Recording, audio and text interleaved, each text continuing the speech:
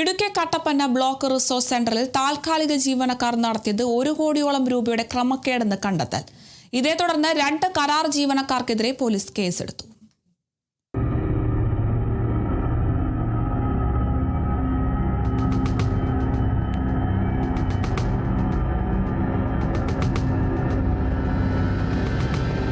കട്ടപ്പനയിലെ block resource സെന്ററിൽ 32 ലക്ഷം രൂപയുടെ ക്രമക്കേട് നടന്നതാണ് ആഭ്യന്തര ഓഡിറ്റിൽ കണ്ടെത്തിയത്. ഇതേ തുടർന്ന് BRC പ്രോഗ്രാം കോർഡിനേറ്ററുടെ പരാതിയിൽ അക്കൗണ്ടന്റായി ജോലി ചെയ്തിരുന്ന Ashok V Joseph, MIC coordinator Anjalidas എന്നിവരെ പുറത്താക്കുകയും തുക തിരിച്ചടപ്പിക്കുകയും ചെയ്തു. എന്നാൽ പിന്നീട് നടത്തിയ പരിശോധനയിലാണ് 1 കോടിയോളം രൂപയുടെ ക്രമക്കേട് കണ്ടെത്തിയത്. 2022 ഏപ്രിൽ 1 മുതൽ ഈ വർഷം ജൂൺ 30 വരെയുള്ള കാലയളവിൽ BRCയിലേക്ക് വന്ന 1 കോടിയോളം രൂപ ഇരുവരും വിവിധ ബാങ്ക് അക്കൗണ്ടുകളിലേക്ക് മാറ്റിയെന്നാണ് പരാതി.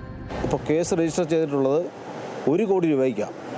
അപ്പോൾ ഇത് കേവലം 2 കരാർ ജീവനക്കാർ മാത്രമല്ല, ഇതുമായി ബന്ധപ്പെട്ടിട്ടുള്ള ഉന്നതരാരൊക്കെ ഉണ്ടോ അവരെല്ലാം നിയമത്തിന് മുമ്പിൽ കൊണ്ടുവരണം. ഇതുമായി ബന്ധപ്പെട്ട് ബഹുമാനപ്പെട്ട വിദ്യാഭ്യാസ വകുപ്പ് മന്ത്രിക്കും അതുപോലെ തന്നെ വിജിലൻസിനും INTUC മുനിസിപ്പൽ മണ്ഡലം കമ്മിറ്റിയുടെ നേതൃത്വത്തിൽ പരാതി നൽകിയിട്ടുണ്ട്.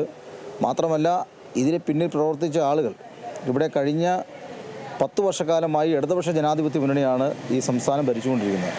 തീർച്ചയായിട്ടും ഇവിടെ ഈ BRCയിലെ കാര്യങ്ങൾ മുഴുവൻ നിയന്ത്രിച്ചുകൊണ്ടിരുന്നത് ഇടതുപക്ഷ സഹയാത്രികരായിട്ടുള്ള അധ്യാപകരുമാണ്. വിശദമായ ഓഡിറ്റിംഗിലാണ് 1 കോടി രൂപയുടെ ക്രമക്കേട് കണ്ടെത്തിയത്. 4 വർഷത്തിനിടെയാണ് ഇത്രയും തുക 2 താൽക്കാലിക ജീവനക്കാർ തങ്ങളുടെ അക്കൗണ്ടിലേക്ക് മാറ്റിയത്. വൻ സാമ്പത്തിക ക്രമക്കേട് കണ്ടെത്തിയിട്ടും ഇതിനെക്കുറിച്ച് ഔദ്യോഗികമായി പ്രതികരിക്കാൻ ബ്ലോക്ക് റിസോഴ്സ് സെന്റർ അധികൃതർ തയ്യാറായിട്ടില്ല. Kerala vision news, Idukki.